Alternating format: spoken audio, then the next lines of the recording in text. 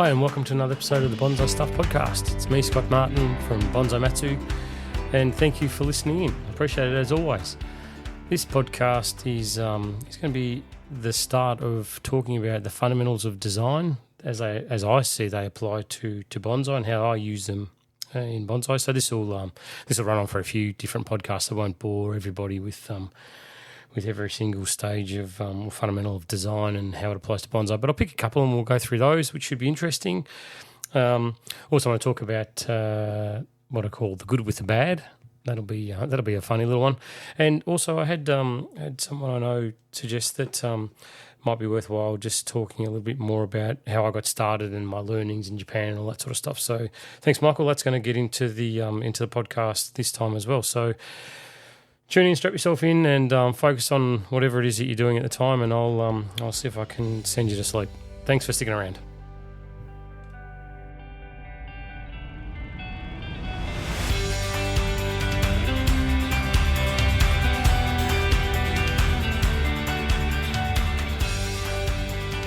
All right, let's start with a bit of background on me, and again, this will be something that runs over a few different little podcasts, but just out of curiosity, I thought I'd let you know how I started the bonsai path and how it became an obsession, and then forged itself into becoming what is now a career for me, which is awesome, and allows me to meet so many different lovely people all around the world. So it's a blessing, to be honest.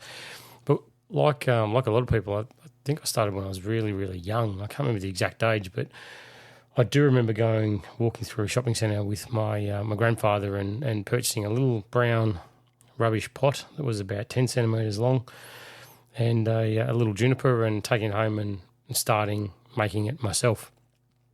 I'm a child of the 70s, so that meant Karate Kid had an impact also somewhere along the way when I was younger, and obviously the bonsai from that, you know, that movie and that now series has a really big responsible action in a lot of people around the world taking up bonsai, and bonsai pushing to where it is now, to the world stage of every corner of the globe effectively is involved with bonsai in some form or another, and it's the rate of growth in not only bonsai enthusiasts and bonsai professionals, but the quality of bonsai that are popping up around the world now is amazing. It's incredible.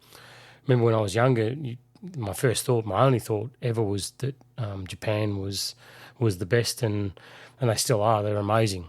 But you look at what's happening through Europe and also what's happening locally within Australia, where I'm based. I'm in Melbourne, Victoria, Australia. As you should know by now, because I mention it almost every podcast, just for relativity in regards to timing for work and that sort of thing. So we're Southern Hemisphere, but you know, our little planet, a little island that we've got called Australia, there's incredible bonsai. We're doing a lot with exotics and a lot with natives, and the native bonsai area is really, really starting to grow. So it's taking off. So yeah, so I had that background where I was thinking Japan was the be all and end all, and really that was all my exposure was. There was unfortunately no internet back then. That's how long ago it was. There was limited access to information that came from mainly magazines that were produced in another continent and were from different hemispheres, and it's very difficult to try and put all the pieces together. So it was a difficult ride. I think that many people go through when they first start bonsai, whether it's now or 30, 40, 50 years ago. It's always hard to know the first steps you should take and what the correct path is. You know, what's the best way that you can develop and keep bonsais alive. And it's really common. You know, I was at a school the other day doing teaching with some great kids, young kids that are about 14 or 15, and teaching them bonsai. And a teacher happened to walk in who I didn't know, and I could hear him talking in the background saying, "Oh, I really should do this class because I can never keep these things alive. They always die. They're so temperamental." And that just rang bells with me, because it's the same for everybody. And then nothing's changed, you know. The same. That was my belief when I first started bonsai, was that they're extremely difficult to keep alive, and you need almost magical powers to be able to do it. And obviously that's, anyone's listening to this clearly knows that that's not the case, but it's still a belief out there that they're unique and they're special and that, they have to grow a certain way and be looked after a certain way in order to survive and thrive. My own sister-in-law got given a bonsai as recently as about less than a week ago. And she sits down in my kitchen and says to me, "Right, Scott, I got given a bonsai as a present." I went, "Great. What is it?" And she goes, "It's a little juniper." Bingo. That's everyone's first bonsai is a little juniper. She goes, "Now, I want to keep it on my kitchen bench." And I went, "Well, you can't because it'll die. It needs to be outside. It's a tree. That's rule number one." She goes, "But what if I watered it in the mornings? Would that be okay?" And I said, No, it's got to be outside. It's got to be in the sunshine. It's got to get airflow. It's got to get exposure to the elements." Right. So what if I put it on a saucer of water, or I sprayed the foliage? Would that keep it alive? This went on for about 20 minutes. I said, "I don't know how many ways I can tell you the same thing, that if you keep it inside, ultimately it will die. There's no changing that." So this is my own sister-in-law that knows I do bonsai. I've got Bonsai Matsu, and I've got lots of these things, and it's still common. It's still a belief that happens. So anyway, that was also my belief, and the very first little bonsai that I picked up with my grandfather, I think lasted maybe a year, which is pretty good, I think, for someone that was distracted being a high school kid, or maybe even early high school at that stage. So that was the start of my bonsai journey. And then when it really took off for me was that I saw a bonsai show, saw the sign at the front, stopped when I was 18 and thought, I want to have a look at see what these things are, because I remember I had this memory of having this bonsai from when I was younger, and I always had a fascination with them. I loved them. I just didn't understand them. It sounds pretty common for a lot of people, I presume, listening to this. So anyway, I went to this bonsai show, popped my head in with my girlfriend at the time, who's now my wife, and I walked in there and that was it. Took 2 steps inside the door, paid my entry fee, looked at it and went, "Oh my God, they are amazing. That's incredible. Like, how do you do that?" Like, that was the biggest question I'd ask people. How do you take a tree, put it in miniature form, and put into a pot? Like, what? How do you bind it? How do you stop it from growing? How do you Anyway, so that was my original belief, and that started the obsession right then and there with me starting to acquire trees. I know that my very first tree that I got at that bonsai show was a Scots pine, and I love that thing. I had time with someone at the show, and they sat down with me and helped me style it, put a little bit of wire on it, which blew my mind, seeing trees get wide. I'd never seen that before. And they pruned it, and they did a bit of a shari line up the trunk, which I didn't understand at the time, but I looked at it and I went, that is amazing. Like, that is an absolute work of art that someone's done in about 10 minutes sitting in front of me. And I thought, wow, that's it. I'm in boots and all. This is me. I'm going to make this an absolute obsession. So I remember that bonsai for me was pride of place, was a dream, was put up on a pedestal in my mind as being perfect. Anyway, life after that, I'll jump back to where I was, but after that, my bonsai life, I had it for about 3 or 4 years, and then ended up moving to Queensland, to another state, and had to leave the trees behind, didn't take them with me. And in the care of my loving parents, it died, as did a few others. The ones that didn't die got put into the ground, so they turned into trees by the time that I returned from a couple of years living in a different state. Anyway, so I always had this picture in my head about this amazing Scots pine that was, the best in the world. And I painted this image of this thing. Anyway, that was a long time ago. That would have been back in early 1990s. I think I'm scratching my head as I say that. Anyway, it would have been as recent as possibly 10 years ago. I moved house and I came across a box of stuff, and I started looking inside, and I went, oh, wow. Here's some old photos, actual, film photos that I'd taken of my bonsai. And I went, geez, I wonder if that Scots pine's in there. I wonder if it's in there. Flick through. And the trees that I was looking at going, oh, that corky bark elm. Oh, it's actually not that good. Then I flick through and I find this Scots pine. I rip it out and I go, That's shocking. Like it was absolutely a stick in a pot with nothing going for it. The structure was horrible. Branch placement was terrible.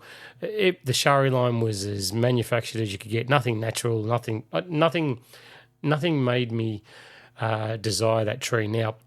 But it's a really important lesson for me that I still use. I still carry that memory every time someone walks into my workshop or I'm asked an opinion on something, because no matter how I see it now with my bonsai eyes, whoever has that tree or that bonsai in their presence looks at it and thinks about it exactly the same way that I thought about my Scots pine, my original tree, which was the best in the world. So I am extremely, and I encourage everyone that listens to this podcast to be extremely delicate and sensitive and think back to what your memories were. Like it's very rare now that someone's done bonsai for a long time has got their first bonsai alive still. It's very, very rare. So when you listen to this and you think about your first bonsai that you had and think about how great it was, being completely honest, it was probably pretty average, at best pretty average. But the way that you love it and the way you think about it and the way you talk about it when you tell stories to other bonsai people about it and family or whoever, or think about it in your own mind, it's very special. And I don't think that you can go around at any level and crush someone else's belief in their perfect world-class bonsai just because maybe you don't see it as that. Be a little bit more empathetic. Anyway, so jumping back to that time, I after getting this Scots pine, I like everybody went on a buying frenzy, and it was just buy, and it was about volume, not about quality, which I talked about in the last podcast. It's one of the lessons that I'd look at myself now and slap my wrist and say, just wait. But yeah, I acquired a lot of trees, a lot of different varieties. Did stupid things with them, like I read somewhere there was one thing with the trident maple. It had nice enough trunk, about maybe 30, 40 centimetres tall, good taper on it, so it was quite wide at the bottom and narrow at the top. Needed branches developed and that sort of thing, but being that little young man in a hurry that I was, I'd read somewhere, I got told by someone, if you drill little holes, micro holes with a very fine drill bit into the trunk, then it'll cause a reaction that will result in the trunk thickening with scarring. And I went, oh, that's a great idea. So I got out a little drill, little 1.5 mil drill bit, put it on, started punching holes in the trunk of this thing. It's probably the most stupid thing I've ever done. Well, second most stupid, because when that didn't work and I just got all these micro lumps all over the base of the trunk, it sounds, as I say this, I think, how stupid. Like, seriously, there's no logic in doing it, but I still did it. And one of the other things that I read or I got told, I just honestly can't remember where it came from. I can't remember the source. I wish I could put my finger on it so I could reference it more appropriately. But I was told that if you get a rubber mallet, yeah, so hear me out. If you get a rubber mallet and you whack it against the trunk of the tree, you'll bruise it and it will swell in those areas. So you physically damage, you beat up a tree and it will swell and give you better taper and a wider nabari for your bonsai. This is not a hand on heart. I'm not telling a porky. This is fair dinkum what I was told and what I did. So, yep, go out, grab my dad. I didn't have a mallet at that time. I said, Dad, I need to get your rubber mallet. He goes, what do you want it for? He said, you're doing something? Or no, I'm going to whack this tree. He's like, what are you doing? And I said, I'm going to hit the tree, the trunk with it. And he goes, yeah, but won't you break it off? Won't you smash the bark on it and damage it? And he goes, you're going to actually do more damage than good. And I said, no. And this is someone who didn't like bonsai, didn't understand bonsai, wasn't interested in bonsai, but obviously was a bit more logical and smarter than my younger self. So I went, no. Listen, I got told this by bonsai professional, or I read it in a book, so I'm going to do it. So I get this rubber mallet, tap it, like little taps. I went, that doesn't look hard enough. A little bit harder. Has it worked? How long do I have to wait for this thing to see if it's going to swell? Like, is it going to happen straight away, or is it a week? Is it a month? Is it a year? Because when I drilled the holes, that was, that didn't take very long to start seeing that, it was disastrous. So I had to try and repair that. All these little holes that started swelling with cambium and leaking fluid and whatever. So I thought, I'll tell you what, I don't have time to waste. I've got to get this thing done, and I want results. So I get this thing, and I get the mallet, and I'm smashing on the trunk. All of a sudden, the mallet slips on the trunk, and I tear an absolute chunk of this tree, the bark clear off, and the cambium. So I'm down to the heartwood underneath, the clear wood, and I went, my goodness. So I have absolutely tortured this poor thing, and now I've got a permanent scar on the lower section of the trunk that's probably about the size of the mallet. So it was about 8-9 centimetres tall, and across the trunk it probably went 2 or 3 centimetres. This big chunk I'd just absolutely torn off. So that was my my learnings, some of my tough learnings, because that tree never recovered from that. It had all these little pinholes in it. The pinholes were on the deadwood that I'd just created as well that never healed. So they were a permanent reminder of my ignorance and stupidity along the early days of my bonsai life. But the passion was there. That's something which never went away from me. That initial feeling that I got when I started, acquiring trees and buying pots and learning and reading and whatever, that even though it was probably the wrong path, there was still that spark in my eye, and still very new and fresh to me. Then I just couldn't get enough. I was like a sponge, I suppose. And so then the next step after that was really quite hard for me when I moved to Queensland, as I said, and had to give up the trees and leave them by then. By that stage, I was freshly married, and life had started to get busier in other ways with paying for a house and mortgage and all that sort of stuff. So life was serious, 9 to 5 in the city and all that sort of stuff. So the bonsai went on the back burner and still got watered, still got maintained as much as I possibly could. But then when this opportunity came for my wife and I to move to Queensland, we jumped at it, packed up everything, and then didn't really seek too much information about my bonsais. Looking back, it was, I probably should have taken them with me. I should have, would have loved to have had a few of those trees now, even with their beaten up trunks that were hit with a mallet. I'm shaking my head as I speak. But they got packed up. My tools, they got put into a dusty little box somewhere, and never thought about for years. Never thought about. And when I came back and the trees were dead, there was some old pots sitting around there, and I look at the other things in the ground. I said, "Where's this one? Where's that one?" And it's like, "Oh, yeah, that's that 20-foot tree in the backyard over there. I planted it and let it go crazy." And it's like, "Yeah, okay, great." So I had to concede defeat almost. And by then, life was really, really busy. Wife was pregnant with our first daughter, lovely daughter, and it was really super busy. But then it was not long after that was moving something, and all of a sudden I heard this rattle and I opened the box, and lo and behold, there was my very first pair of shears, of bonsai scissors. And I suddenly thought to myself, hey, wouldn't it be great? Wouldn't it be nice to do it and do it differently now? You've got a few more dollars in your back pocket than what you had when you first started.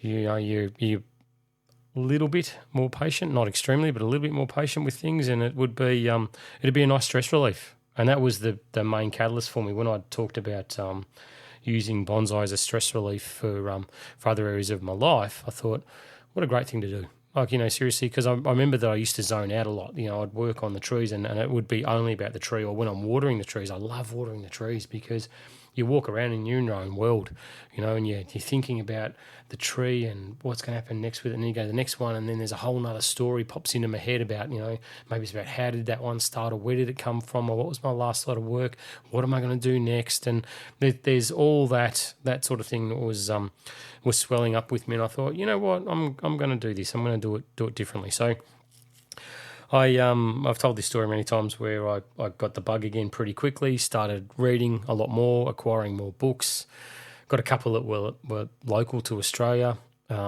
which were very good at the time, and joined bonsai clubs and bought trees and worked on trees and took advice from people and followed certain paths for about a month, and then I'd go to the next bonsai meeting and I'd be told something different, and I'd change my methodology, and I'd go to another meeting and I'd meet someone else and they'd tell me something different, and I'd change it again, and then it wasn't too much longer after that things started going pear-shaped for me, where they'd just either they'd stall or they'd take minor steps forward, or things would start dying, and it was just disheartening. It's that feeling that you go, oh my God, not again. I'm going to do exactly the same thing.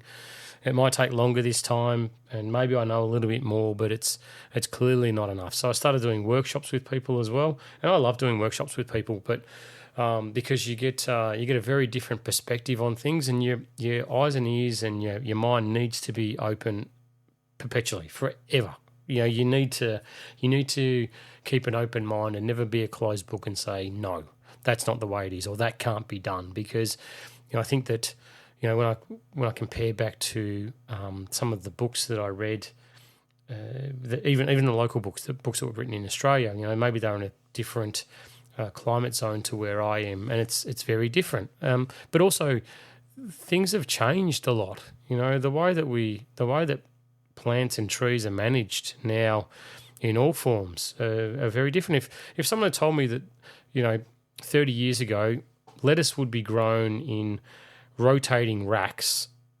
in a hydroponic system inside a room with fake lights, and that's potentially considered a strong part of the future of the world's food supply chain, or part of it, I'd think you're mad. And I'd think, what's the need for it? We don't need that. Like, there's so much room to grow these things, and the supermarkets are always full of stuff, and climate's perfect, and there's no global warming and whatever else. Things are good. Why would you even consider that? And I think that's very similar to where we are with bonsai and how things have changed so rapidly. The stuff that was brilliant 20 years ago is now considered probably old hand. Not that it doesn't work, but that there's better methods to do things, and better facilities, and better, everything's better with bonsai. It's just a lot. We're a lot smarter now. I don't mean that disrespectfully at all. It's just that that knowledge has filtered down through all different areas of the world, and we've got this wonderful thing now, and terrible thing called the internet, where we can access information really, really quickly. And we can answer questions, and we can communicate, and we can talk about things, and we can try things out, and give feedback, and provide updated information really, really quickly to people all around the world, all around the globe. And that's to all of our benefit, whether it's bonsai or anything that you can think of. You can research it. So not all of it's obviously correct, but there are really strong sources of good information that you can take something that's being used elsewhere and then apply it to bonsai, and we can suddenly get stronger, better bonsai out of it, which is good for all of us, right? That's what we want. We want happy, healthy trees, and you don't want these secrets to go to the grave with people that, no, that's my special formula of whatever it is, fertilizer or soil mix or whatever. So I think that I was learning probably as best I possibly could, but I didn't, I wasn't consistent enough. And with the workshop thing, coming back to that, I found that there was great inconsistency or great difference, as there is today, between the person that was standing up the front giving the instruction, or coming around and working with you on your tree in the workshop. And because the next person would come along and say, you don't do it like that, you do it like this. And the other person would say, no, you do it like this, don't do it like that. And I found that really, really confusing. And that's where I think that at that point I learned there's got to be a path. Whatever it is, there's got to be a path. That path can be tweaked along the way. It can be improved, but there's got to be an overall consistency with how I look after my bonsai. And I apply that now. Every single day that I work on my trees, or I have people come into the workshop, I apply that same approach to them. That it doesn't matter if it's me you're talking to, or Mr. A, or Mr. B, or Mrs. C, or Miss D. It makes zero difference to me whatsoever. But you've got to be really consistent with it.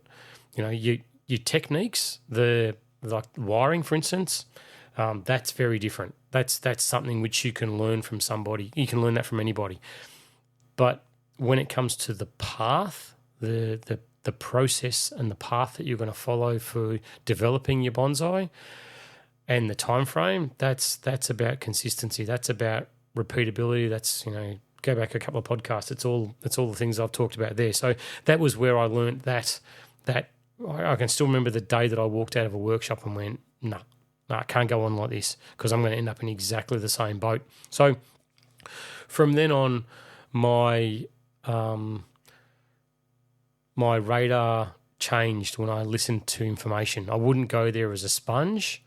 I'd go there as an interested party to take in the information and then do my own analysis and say, okay, well, will that information help me on my path that I'm on now? Will doing whatever they've suggested or whenever they've suggested to do it or whatever it is that's been talked about, if I adopt that, how can I use that inside my path that I'm going to follow? And I found almost within a year of doing that, getting that consistency, I made massive change to my bonsai overall, which was really, really satisfying. It actually made me think, yeah, you know what, I can do this. And then once I stopped being a mimic and following things unquestioned and becoming someone who was looking at it as an education point of view, saying, give me the information, and then I'll decipher it and I will apply it how I see fit. And that's when I started writing notes about all this stuff and going through and jotting things down, and then coming back the year after saying, okay, well, I did that then, what's the result? Cool. Okay, so if I did that then and I changed it slightly, if I went to this date and did that, will the result be different? And I go, okay, so the year after, right, the result for that is slightly different again. So somewhere between those two dates I did it, I reckon the optimal is. And that's when I started learning this stuff for myself, rather than being just someone sitting back going, okay, you know more than I do. Just tell me. I became someone that started the evolution process to developing my own path and my own techniques and my own timings, and it was really good. And then I'd do workshops, or I'd listen to people about techniques for things like grafting or air layering or wiring or whatever it is. I would talk to them about it, and I would learn techniques about how to apply it the best I possibly could. But then I would do my own path and say, well, all right, I'm going to ignore, I'll take into account what's been said to me about, say, timings for certain things, but I will not take that as gospel. I will start to work in my own path and then make my notes and follow them up and see what the result was and see where I got from there. And that was a massive light bulb moment for me in what I learned. So then I made the massive decision to head off to Japan and start learning over there. That was daunting, to say the least, thinking that I was going to be in the land of gods, seeing what I'd put onto a pedestal as incredible. And I wasn't disappointed, I can tell you that now. It's going to be the subject of the next podcast. That's where I'll pick up my learnings for next time. Otherwise, this podcast is going to go for about 14 hours. And I don't want to be responsible for you falling asleep at the wheel if you're driving. So, Japan was incredible, So I'd started my own evolution. I'd made lots of mistakes. I still had the spark. I still had the burning desire to make magnificent, beautiful bonsai.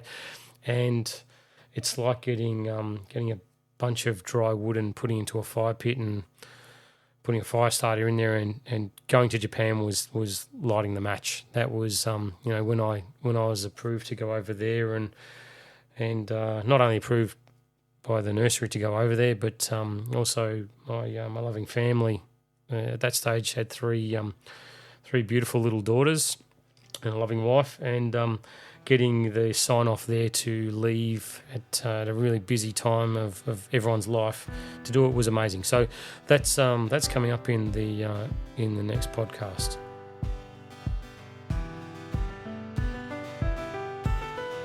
I spent my youth dropping coins in a wishing well,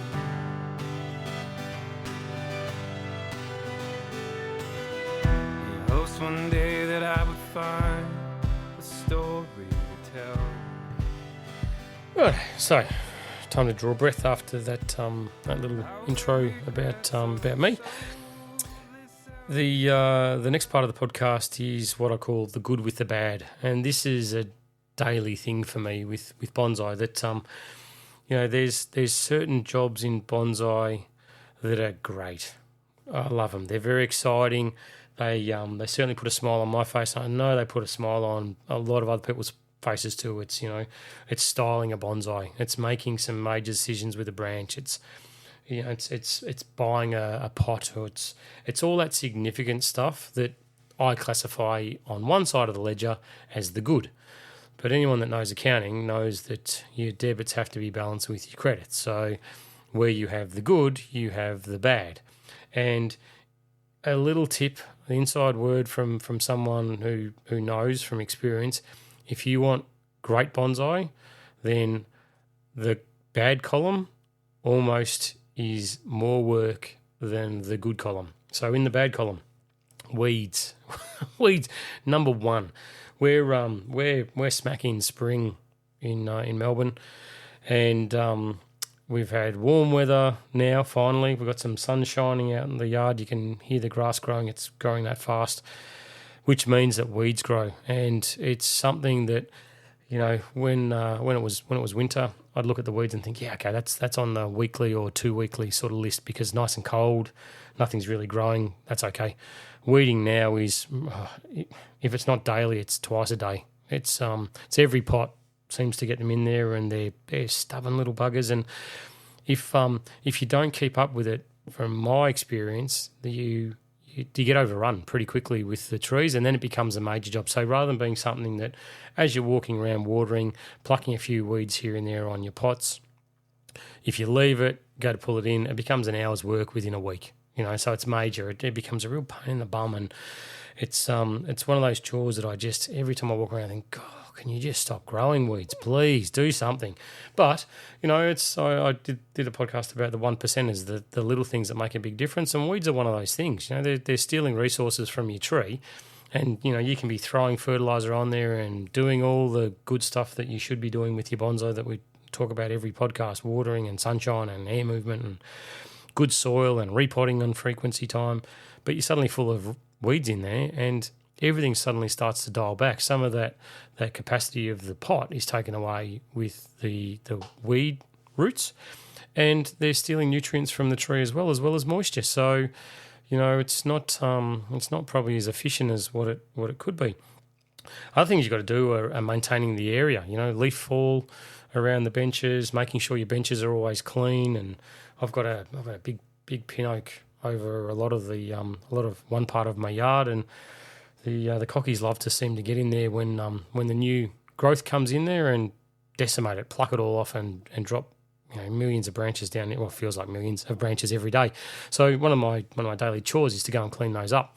And then when the cockies leave that alone, the thing produces its acorns, its seeds, and they come along and they destroy them. So there's another part of the world that I have to go and clean up as well. So what I'm trying to get to, I suppose, is that no matter what your yard's like, no matter how many bonsais you've got, there's always what I call chores that have to be done in order to maintain bonsai at a certain level. And the job has to get done. One way or another, that crappy job, the bad job, has to be done. So you're better off doing it in little pieces rather than one major job. Don't put it on a list of things that you have to tick off on a Saturday.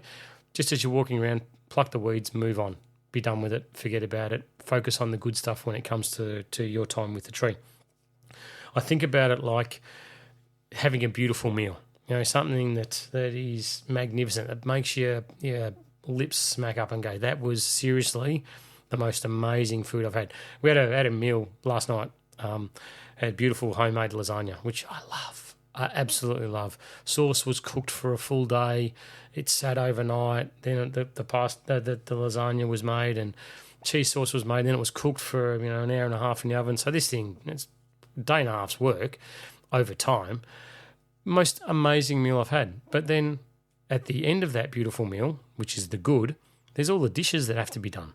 So what you've knocked off a plate in 15 minutes, suddenly you've got a good hour and a half scrubbing pots that have got baked on pasta sauce on them. But would I do it again? Yeah, certainly would, because the good, in my mind, far outweighed the bad. If I wanted something that was quick and easy, I'd go to a takeaway store and pick that up and throw the plastic container in the bin. But that's not what not what this is about, and it's definitely not what bonsai is about for all of us. So take the good with the bad, but just make sure that you get on it. It's like having an azalea. Azaleas. The one thing that I really truly love about them is their flowers. I do love their form. I do love their structure. I do love their trunks. But the one thing that I truly, really, really love is their flowers. Sooner or later, those flowers die, though. And the bad part comes when you've got to go with scissors on a big, well-developed azalea, and you've got to prune off and cut off every single flower that's flourished on that tree. Every flower that's popped, that's opened up, I need to go and cut off. So when I look at an azalea and I go, wow, that's incredible. There must be 1,000 flowers on this tree and it looks amazing. Then I sit back and think, one day in the not too distant future, I've got to cut 1,000 flowers off this azalea, which I know takes me ages. It takes a very, very long time to do it. But it's like washing the dishes after a beautiful meal. Will I do it again? Yeah, in a heartbeat. And if you don't want jobs like that, if you don't want the bad jobs that come with the good, then by all means don't put one of those bonsais into your collection. Keep the ones that you're happy with, the amount of work that you've got to do. The bad work, can reduce with some of the trees, but I think in every bonsai, in every format, every species, there's always a bad component. Weeds are there regardless. There's no way you can stop them. You shouldn't be spraying poisons on your bonsai pots, and there's no simple way of getting rid of them other than just knuckling down and getting it done. So that's the good with the bad. I'm sure everyone listening to this is probably sitting there going, yeah, well, I hate it when I have to go on whatever. There's always something, but the upside is that when you look at that tree and you've got the cup of coffee in your hand or your beer in your hand and you're looking at it and you get that smile across your face and that satisfaction that it looks magnificent, that's because of all those crappy bad jobs that you've done to get it to that level. How every regret's of soulless empty life.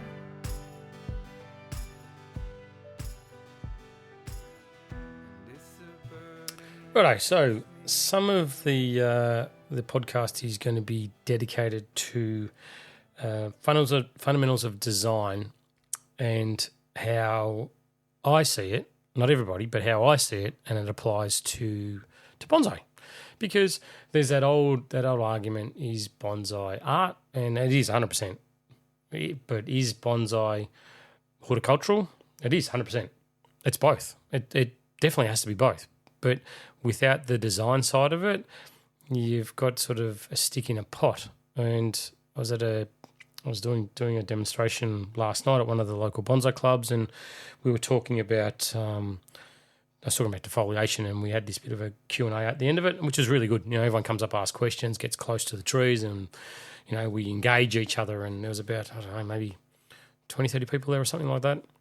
And one fella said, something came up about wiring. Someone asked me about shaping a branch or something. I said, yeah, okay, well, my approach is to wire the branches, and then as they develop the trees, the wire comes off, branches set in place, and I start doing a pruning. And this fella said, I only ever clip and grow these things. I never wire. I don't like the look of wire. And I said, I don't like the look of wire either. But I think that it's about your application and the design that you put into it. So rather than ending up with just a tree that's simply cut, sort of flowing up and out, you can pick the species and make it look how you want, because, as I say, it's your tree. You're the one ultimately has to be happy with it. It doesn't need to be taken into a bonsai club or a bonsai show or have your friends walk past and go, that's a beautiful bonsai. Their opinion's nice, but it's not what counts. What counts is your opinion. So there are different ways to achieve the same thing, but I think that if you didn't apply the design side to shaping and styling your bonsai, then possibly would become more of a gardening hobby than being the gardening hobby combined with the design side of things, which is where I get a lot of buzz out of both. I love seeing seasons change. I love designing trees. I love redesigning trees. I love shaping things. I love going through the horticultural process of, if I cut here, this is what's going to happen. If I do this, that's what's going to happen as well. So there's definitely both sides to it. But I think that one major component that I wanted to talk about in this next few podcasts is this fundamentals of design. And there's you do a Google search on design concepts, and there's a million and one. So I'm not going to try and cover them all off. I've just picked a range of, I think it's about 10 or 11 thereabouts, and I just want to break through them and talk about them and how they apply to what I think about when I'm designing my trees and the concepts that I use, I suppose. So the basics I'm going to go through are texture, shape, movement, balance, colour, space, pattern, contrast, line, emphasis, and rhythm. They're the key ones that I really wanted to talk about. I did actually see these in an art studio where I've been teaching at this school that I mentioned earlier, and they have it up on the wall in there. And I just thought, for years I've thought about it. I thought, I'd do that. Like that's when it embeds into my thick skull that it definitely 100% is an art form, because each one of these design concepts relates back to whether you do it consciously or not. It applies back to what you consider to be good bonsai. You might not be practicing these things as well as what you possibly should, including myself, but there's definitely these concepts when you look at a tree and go, wow, that's amazing. That's a beautiful forest. I remember showing this forest. It just popped in my head. I remember showing a group of people this beautiful, amazing forest from Kokufu book from Japan show there, where you look at it, and I sat down and there was probably 4 or 5 people there, and everyone's like, oh my God, that's amazing. Winter silhouette, just beautiful. It's amazing. And I said to people, what is it that you love about it? I know it's old. I know it's got lovely branches, but what is the one thing that you love about that forest? Because everyone was on the same page with this thing. It was magnificent. And everyone looked at it and went, I think it's that there's that little gap between that tree there and that tree there, somewhere towards, a third on one side of the forest setting. They're on 2/3, it's really close together. Then there's a tiny little gap, a break in the silhouette, all the way down to the ground, and then the forest continues on the right-hand side, and it's really well developed. So it's like, you know what that's called? That's negative space. And that's where we as viewers get drawn into those spaces. And it's amazing that you look at these, you look at the bonsai and you think, that's amazing, I love it. But you might not know technically exactly what it is that you love about it, but it's a design concept that we all apply consciously, unconsciously, or we should apply to our trees. So that'll be the one of the ones that I want to talk about too is space. But for today, I want to talk about texture, and texture with bonsai to me is super important. Now, my concept of texture is things like bark. When I look at a magnificent bonsai, one of the things that I absolutely love, that I'm drawn into, is bark.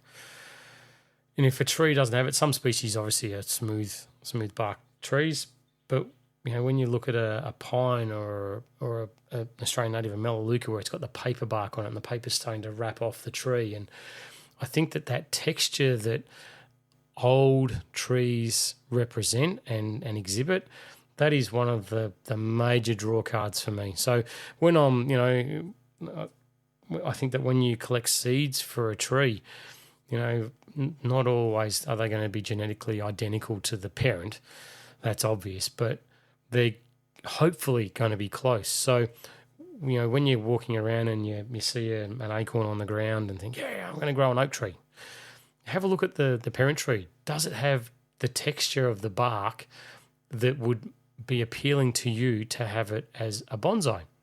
If the answer is no, if it's smooth, it's bland, it's boring, there's nothing really to it, then possibly there's a pretty good chance that that future bonsai is going to exhibit close similarities to that tree, so therefore it may not be worth your while putting 20, 30, 40, 50 years into it. So that's where texture becomes really important. You're walking through a bonsai nursery, you look at a tree and the foliage, maybe there's a serrated edge to the leaf that you look at. Let's say it's looking at one last night, a European hornbeam. It's talking to someone fresh to bonsai. It's got beautiful lines on it. It's got a serrated edge. Just absolutely magnificent texture in the leaves. And I love my European hornbeam that I've got, and it's exactly for that reason. When I was talking to this lady about it, she was drawn into exactly the same thing. She goes, "Oh my God, the leaves, they're just beautiful. Look at them." I said, "It is. It's the texture. Have a look at it." It's things like that we have to have as desirable on our bonsai for us to invest our time. Time is the most valuable resource you've got, that we all have, and you want to make sure that when you're putting it into something, you're going to get bang for your buck, or you're going to be given a smile on your dial when you walk past and spend time with that tree. And texture, I think, as a design concept, is super important, and it can also apply to the pot. The texture of the pot. It's not just the static nature of a pot; it's what the pot adds to the overall design of the bonsai. That's where it can really make a massive difference. And texture of a pot, some of the pot makers put on that beautiful ruffled edge around it, and there's certain species, I know a lot of our Australian natives look magnificent in pots like that. Or it could be that it's got the texture could be a smooth pattern with a glaze that suits more of a deciduous style, or whatever it is. But when you consider textures, don't just isolate it back to the tree itself or the trunk itself. Put them all in context and say, does this bonsai in front of me have a texture which I find desirable? And it's your approach, your opinion on whether you find it desirable, but does texture apply to this bonsai to make it more valuable, not monetary value, more valuable to you as an item that you want to invest in and love, or grow to love as it spends its days with you and possibly sees out more time than what we have together. So that's texture. Texture is really, really super important. The other is shape. I'm going to start with shape. Now, shape's really, really simple as far as I'm concerned. It's not.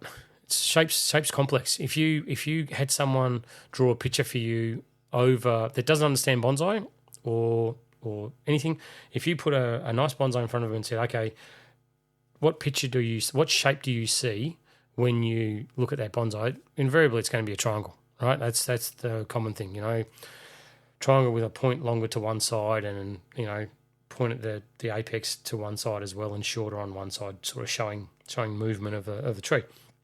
So that's the overall sort of initial shape that you get when you look at bonsai.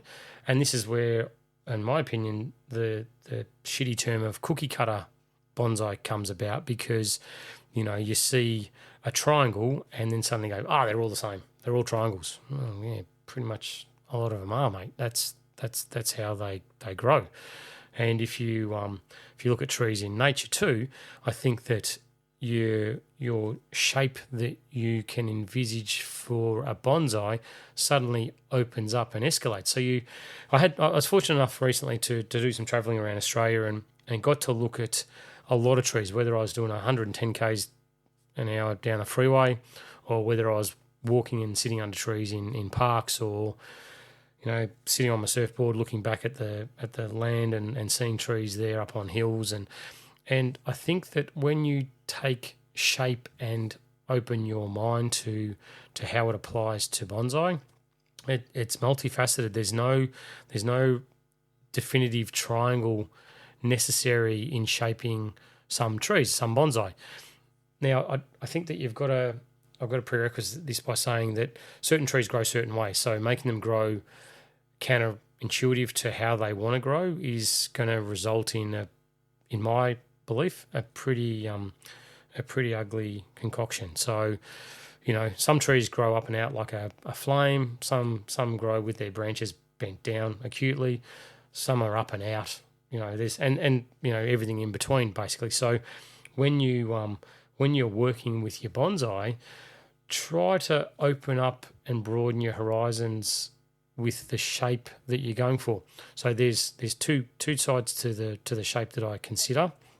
There's the overall shape as a bonsai, but then there's an individual shape of the pads and areas or sections of the tree that need to be considered as well. So you've got the jigsaw pieces all put together, giving you a finished result, but then there's also the individual pieces themselves and how they are represented inside the shape that they are given by you, the artist, the enthusiast, the person who's putting your thumbprint on this bonsai. So shape is super important, and I don't think that you can narrow things down. And I honestly believe that if you can broaden your image database that you carry with you in your head, your bonsai database, and that comes from looking at pictures on the internet or in books or shows or at clubs or friends' yards or whatever it is, if you can broaden that scope and view of trees and suddenly be a lot more open and consider when you look at the tree, look at the shape that it represents, and there'll be some trees that you'll be drawn into and you go, I love that, I just love it, but consider the shape that it's got for the species that it is, and then think about how it relates to you and the emotional feeling that you're getting from it as well. Because, like growing up in Australia, I think of eucalypts a certain way, and when you see a good one, it's like, it's amazing. And in my mind, whenever I see a really, really great eucalypt bonsai, I have that picture in the back of my head. My eucalypt database comes to the fore. I start scrolling through pictures in my head and I go, yeah, that's still got a feel, not an exact replica, but it's got a feel like that one does. And that's a tree that I love in nature. That's a tree that I've seen somewhere else. And I love this one because I get the same sort of feeling from it. It doesn't cookie cutter replicate it exactly, but it's grown in a form that I love and a shape that I've come to enjoy. And there's likewise black pines. I love black pines that look a certain way. It doesn't mean they have to grow like that.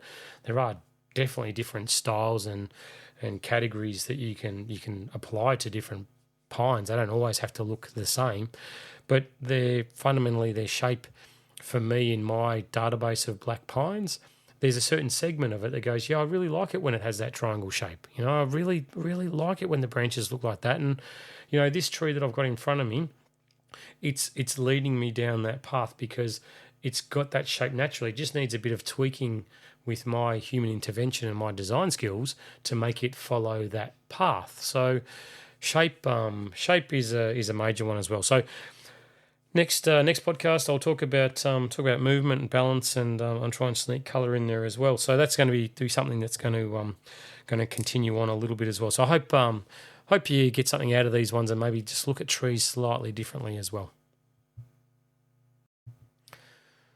Well, that's the end of this podcast. Thank you for sticking around. Thank you for listening. I really do appreciate it as always. It's been great. And one last little tip I'll give you from personal experience is be careful when you're tired working with tools, whether they're power tools or whether they're not. I had it's not that dramatic. I had a scenario the other day where I'd been working and it was warm and I was a bit tired, and someone wanted a big gin made. So it was on a pine that had a trunk that was about, I don't know, maybe 5 centimetres across, so quite large, and I didn't have the right tools with me to scrape it off. So I went, okay, we'll just crush it with pliers and I'll get on with it. Got the pliers, extended them out, start crushing, and got distracted, kept crushing, and actually crushed one of my fingers in it as well. So that was a lesson to me to concentrate and possibly know when's time to pull stumps and say that's enough for today and get on with it next time. There's always later we can do this sort of stuff. So thanks for sticking around. Like I said, there's going to be more coming with the next podcast. I'm going to go further into my time over in Japan, and I've actually I've got journals that I wrote over the years with different techniques and different things and different experiences that I came across. So part of the podcast will be that I'll go through some of those journals and I'll read some of the interesting things out, and be a bit of a refresher course for me about what I was feeling at the time and what I experienced and what I got out of it, definitely. So that'll be in there. Plus, fundamentals of design will be another one. But as always, if I can help with anything bonsai, please just reach out to me. You can get me via any of the socials, Instagram or Facebook. Emails are a bit hit and miss, and probably via the socials is the easiest way to guarantee it's going to get through to me. And if you don't get a response in what you deem to be a satisfactory period of time, please just give me a little bit of a nudge, because I will get back to you. I promise. As I said, I always get back to everybody and give my 2 cents worth, and I hope that in some way or another it helps. But secondly, it lets you know that the bonsai world is a good community. We're full of good people, no matter what part of the world you're in.